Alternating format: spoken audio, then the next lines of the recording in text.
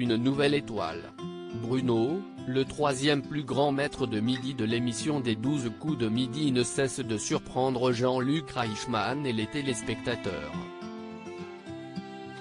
Le candidat a réalisé, ce vendredi 23 juillet, un nouvel exploit en décrochant sa 7e étoile. Par la même occasion, il égalise ainsi le record de l'émission de TF1.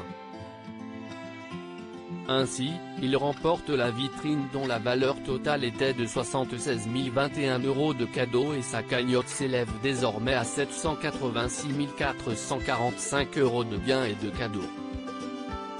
Malgré ce nouvel exploit, il a toutefois affirmé sa déception de ne pas l'avoir découverte plus tôt. Si est-il la première fois que je vais vérifier la vie d'une personne sur Internet, et que je me dis qu'il ne s'agit pas d'elle. J'avais donc décidé de ne pas proposer son nom. Quand j'ai découvert son visage, il m'a fallu un petit moment avant que son nom me revienne. J'aurais pu la trouver bien avant. Ça aurait été incroyable.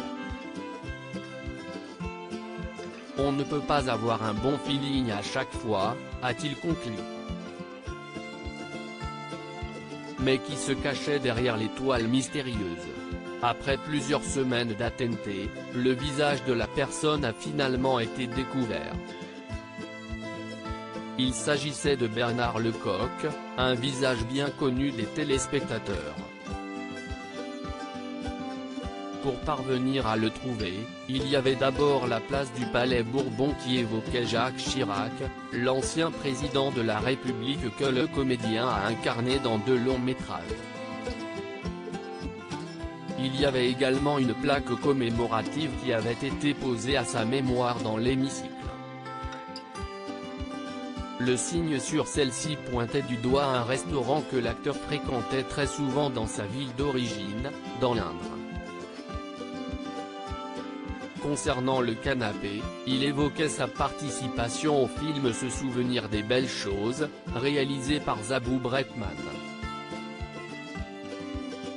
Puis aussi l'avion biplan qui était un clin d'œil à sa présence dans le film Capitaine Conan en 1996.